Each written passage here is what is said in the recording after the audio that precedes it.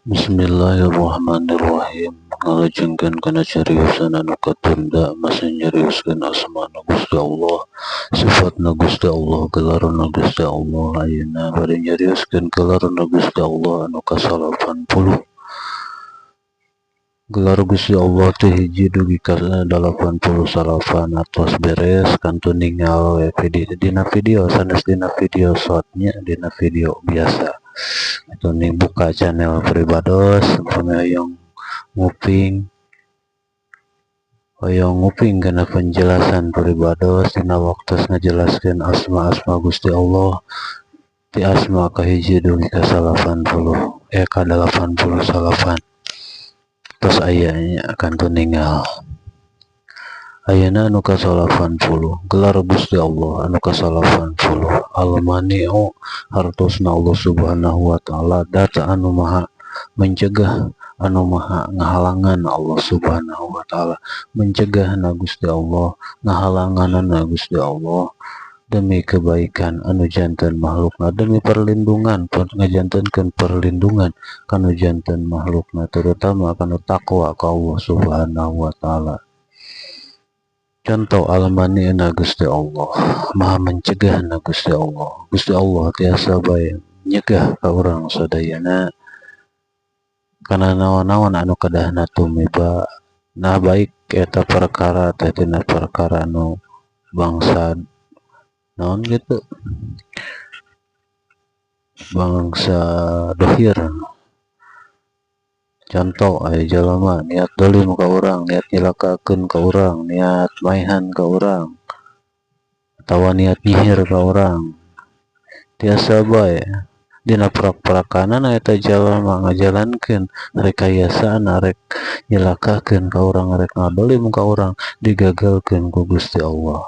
Kunyahna Gusti Allah kana janten makhlukna, terutama ka kaum muslimin muslimat, mukminin mukminat. Tah itu contohna mencegah na Gusti Allah. Terus Gusti Allah mencegah tina naon-naon anu diniatkeun ku urang, anu diajamkeun ku urang, niat urang ngalaksanakeun maksiat. Aya kareteg dina hate, aya etiko dina hate, isuk mah rek maksiat ya tina perkara maksiat.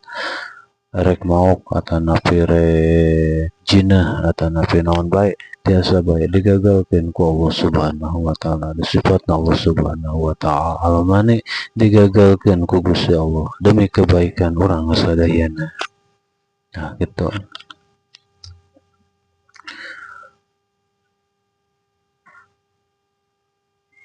Jadi dina sagala rupa perkara anu kedahna terjadi ku syariat kedahna terjadi orang misalnya dina bab milik orang teh usaha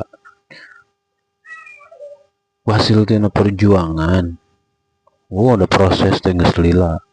Tah dina minggu-minggu ayeuna teh kuduna mah waktuna pencairan, kedah menang bati 100 juta misalnya.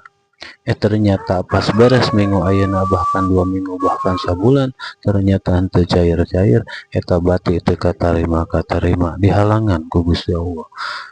Kunaon eta? Karena nyaahna Gusti Allah. Urang kedah baik sangka, ulah buruk sangka ka Gusti Allah, kudu husnudon.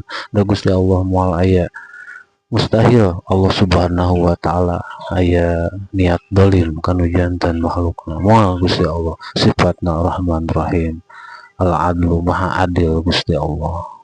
Sifat-sifat Gusti Allah maha suci tina perkara-perkara anu goreng, maha sampurna Allah subhanahu wa ta'ala dina sagala rupana. Naon-naon anu terjadi ka urang sadayana, urang kedah husnudon sadayana perkara tumiba ka urang pasti demi kebaikan urang sadayana.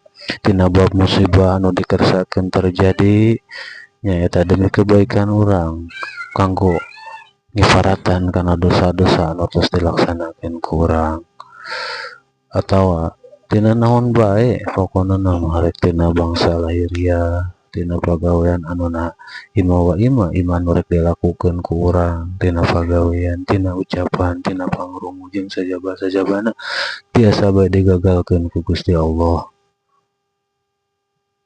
demi kebaikan orang sadayana.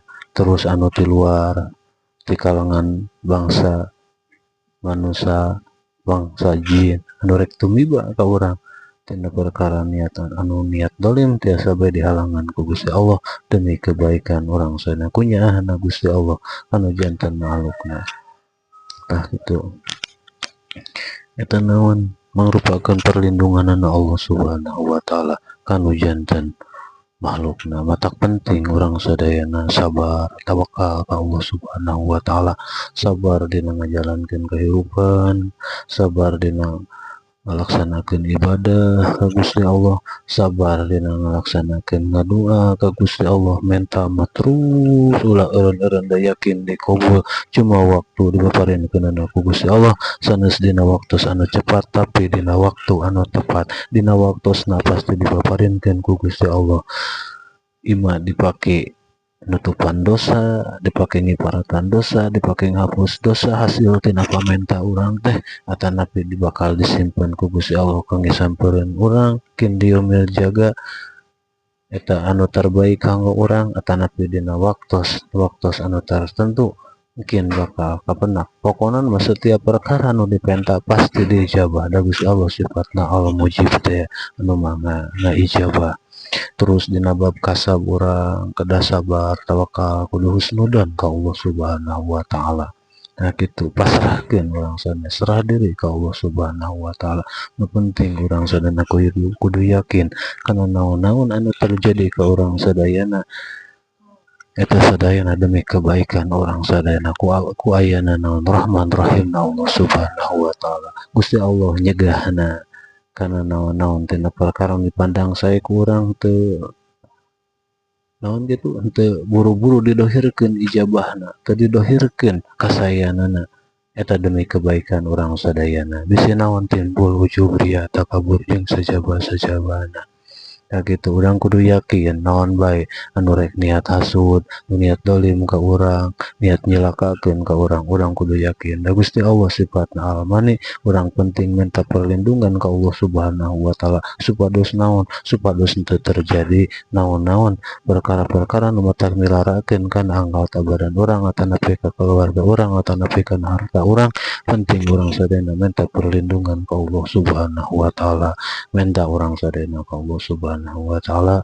Mudah-mudahan urang sadayana dijaga diraksa terus ku Allah Subhanahu wa taala, digampilkeun dari rezeki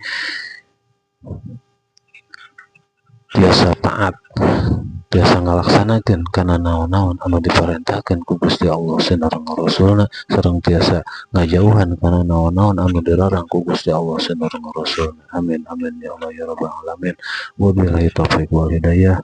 Wassalamualaikum warahmatullahi wabarakatuh.